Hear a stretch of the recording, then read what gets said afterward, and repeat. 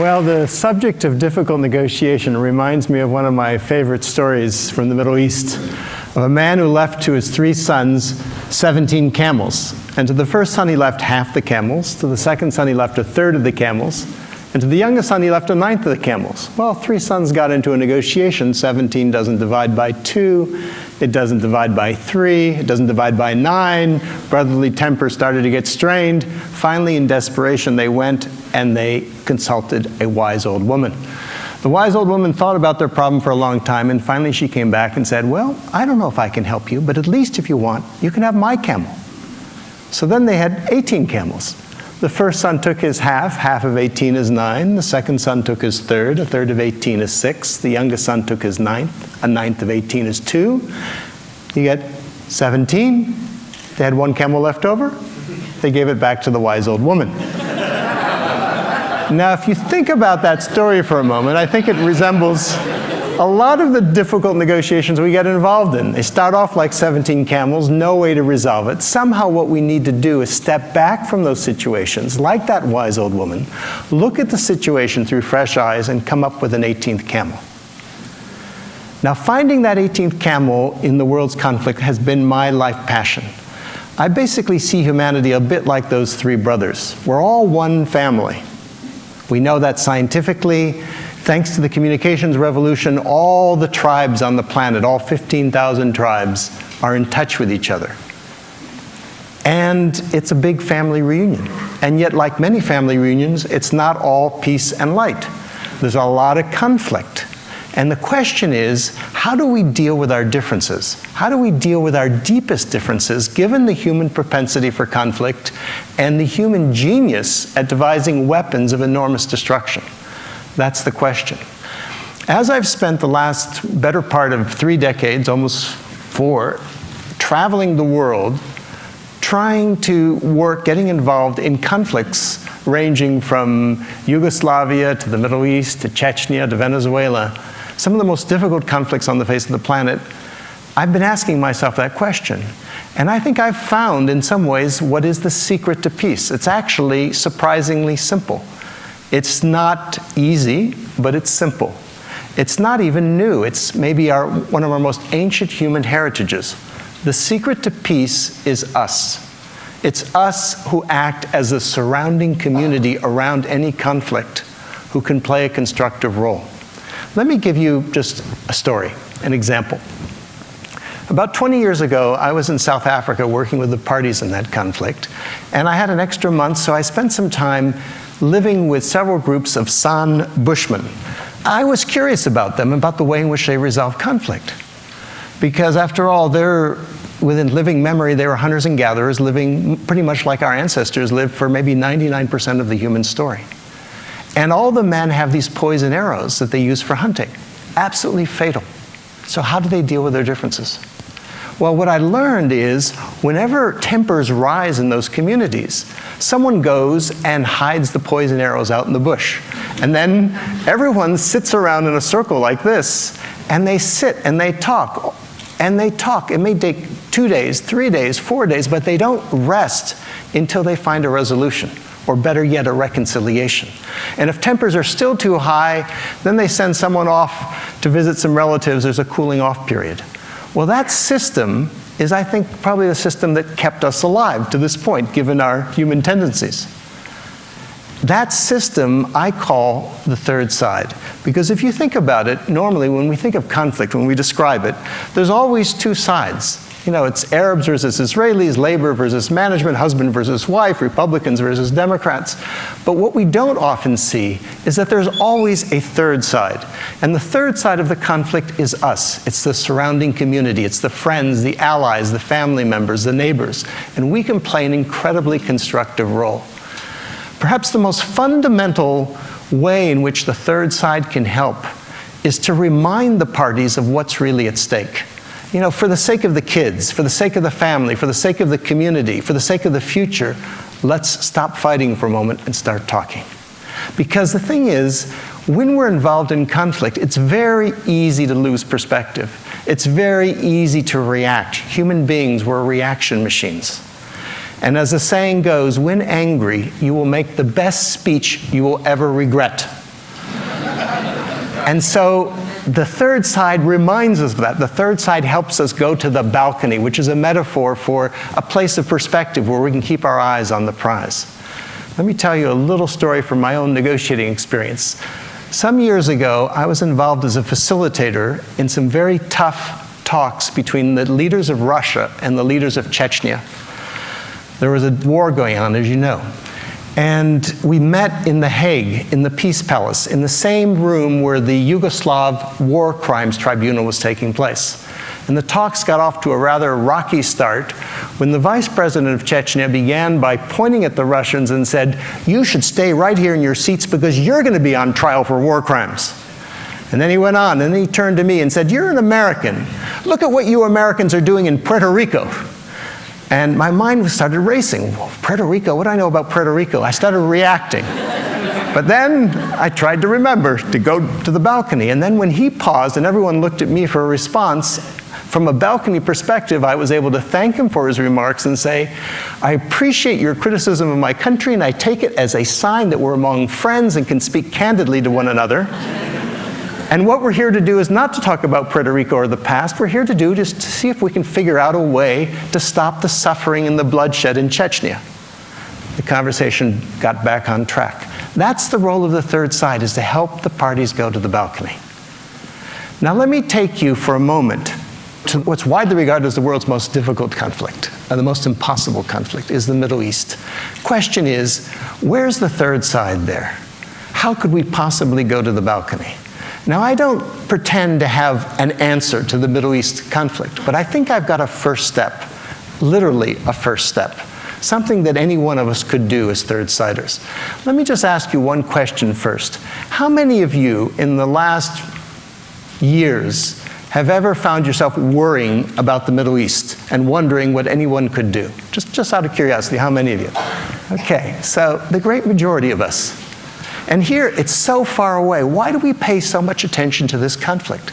Is it the number of deaths? There are 100 times more people who die in a conflict in Africa than in the Middle East. No, it's because of the story, because we feel personally involved in that story. Whether we're Christians, Muslims, or Jews, religious or non-religious, we feel we have a personal stake in it. Stories matter. As an anthropologist, I know that. Stories are what we use to transmit knowledge, they give meaning to our lives. That's what we tell here at TED. We tell stories. Stories are the key. And so my question is yes, let's try and resolve the politics there in the Middle East, but let's also take a look at the story. Let's try to get at the root of what it's all about. Let's see if we can apply the third side to it. What would that mean? What is the story there? Now, as anthropologists, we know that every culture has an origin story. What's the origin story of the Middle East? In a phrase, it's 4,000 years ago, a man and his family walked across the Middle East, and the world has never been the same since. That man, of course, was Abraham. And what he stood for was unity, the unity of the family. He's the father of us all. But it's not just what he stood for, it's what his message was. His basic message was unity too, the interconnectedness of it all, the unity of it all. And his basic value was respect, was kindness towards strangers. That's what he's known for, is hospitality. So in that sense, he's the symbolic third side of the Middle East. He's the one who reminds us that we're all part of a greater whole. Now think about that for a moment. Today we face the scourge of terrorism. What is terrorism? Terrorism is basically taking an innocent stranger and treating them as an enemy whom you kill in order to create fear. What's the opposite of terrorism? It's taking an innocent stranger and treating them as a friend whom you welcome into your home in order to sow and create understanding or respect or love. So what if, then, you took the story of Abraham, which is a third side story. What if that could be actually because Abraham stands for hospitality. What if that could be an antidote to terrorism? What if that could be a vaccine against religious intolerance? How would you bring that story to life? Now, it's not enough just to tell a story. That's powerful. But people need to experience the story. They need to be able to live the story. How would you do that? And that was my thinking of, how would you do that? And that's what comes to the first step here. Because the simple way to do that is you go for a walk. You go for a walk in the footsteps of Abraham. You retrace the footsteps of Abraham. Because walking has a real power. You know, as an anthropologist, walking is what made us human. Walking, it's funny, when you walk side by side in the same common direction. Now, if I were to come to you face to face and come this close to you, you would feel threatened. But if I walk shoulder to shoulder, even touching shoulders, it's no problem. Who fights while they walk? That's why in negotiations often, when things get tough, people go for walks in the woods. So the idea came to me of, what about inspiring a path, a route? Think the Silk Route, think the Appalachian Trail that followed in the footsteps of Abraham. People said, that's crazy, you can't retrace the footsteps of Abraham, it's too insecure, you got to cross all these borders, it goes across 10 different countries in the Middle East because it unites them all. And so we studied the idea at Harvard, we did our due diligence, and then a few years ago, a group of us, about 25 of us from 10 different countries, decided to see if we could retrace the footsteps of Abraham, going from his original birthplace in the city of Urfa in southern Turkey, northern Mesopotamia. And we then took a bus and took some walks and went to Haran, where in the Bible he sets off on his journey. Then we crossed the border into Syria, went to Aleppo, which turns out is named after Abraham. We went to Damascus, which has a long history associated with Abraham. We then came to northern Jordan, to Jerusalem, which is all about Abraham, to Bethlehem, and finally to the place where he's buried in Hebron. So effectively, we went from womb to tomb. We showed it could be done. It was an amazing journey. Let me ask you a question. How many of you have had the experience of being in a strange neighborhood or strange land, and a total stranger, perfect stranger, comes up to you and shows you some kindness, maybe invites you into their home, gives you a drink, gives you a coffee, gives you a meal? How many of you have ever had that experience?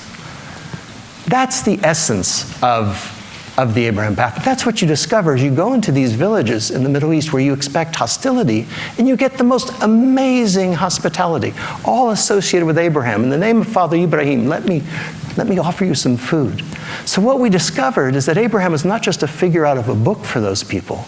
He's alive, he's a living presence. And to make a long story short, in the last couple of years now, thousands of people have begun to walk parts of the path of Abraham in the Middle East, enjoying the hospitality of the people there.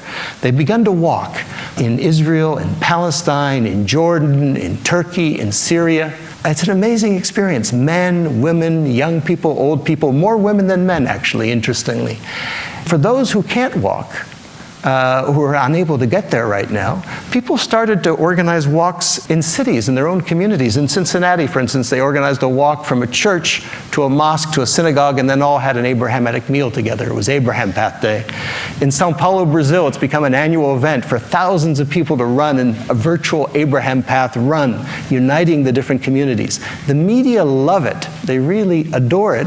They lavish attention on it because it's visual and it spreads the idea, this idea of Abrahamic hospitality, of kindness towards strangers. And just a couple weeks ago, there was an NPR story on it. Last month, there was a piece in the Guardian, in the Manchester Guardian, about it, two whole pages, and they quoted a villager who said, "This walk connects us to the world." He said it was like a light that went on in our lives. It brought us hope. And so that's what it's about. But it's not just about psychology, it's about economics. Because as people walk, they spend money. And this woman right here, Ahmad, is a woman who lives on the path in northern Jordan. She's desperately poor. She's partially blind, her husband can't work, she's got 7 kids. But what she can do is cook.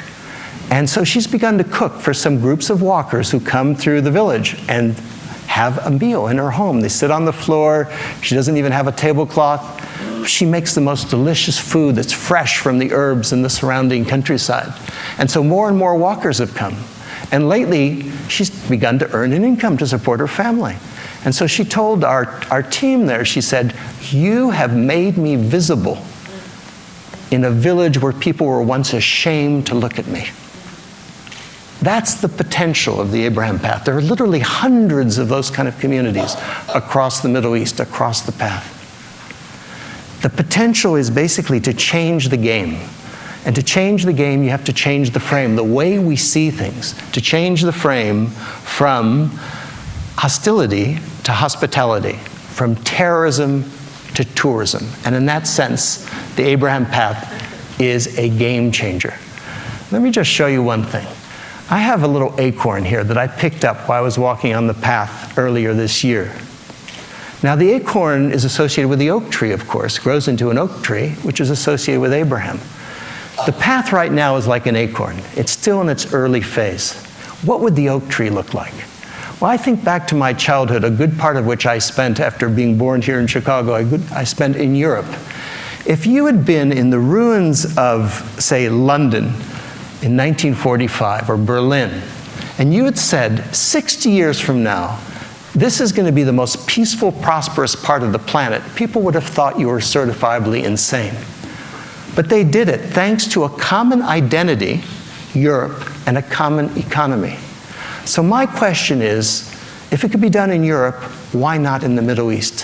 Why not thanks to a common identity, which is the story of Abraham, and thanks to a common economy that would be based in good part on tourism? So let me conclude then by saying that in the last 35 years, as I've worked in some of the most dangerous, difficult, and intractable conflicts around the planet, I have yet to see one conflict that I felt could not be transformed. It's not easy, of course, but it's possible. It was done in South Africa. It was done in Northern Ireland. It could be done anywhere. It simply depends on us. It depends on us taking the third side. So let me invite you to consider taking the third side, even as a very small step. We're about to take a break in a moment. Just go up to someone who's from a different culture, a different country, a different ethnicity, some difference, and engage them in a conversation. Listen to them. That's a third side act. That's walking Abraham's path. After a TED Talk, why not a TED Walk? So let me just leave you with three things. One is, the secret to peace is the third side. The third side is us. Each of us, with a single step, can take the world, can bring the world a step closer to peace. There's an old African proverb that goes, when spider webs unite, they can halt even a lion. If we're able to unite our third side webs of peace, we can even halt the lion of war. Thank you very much.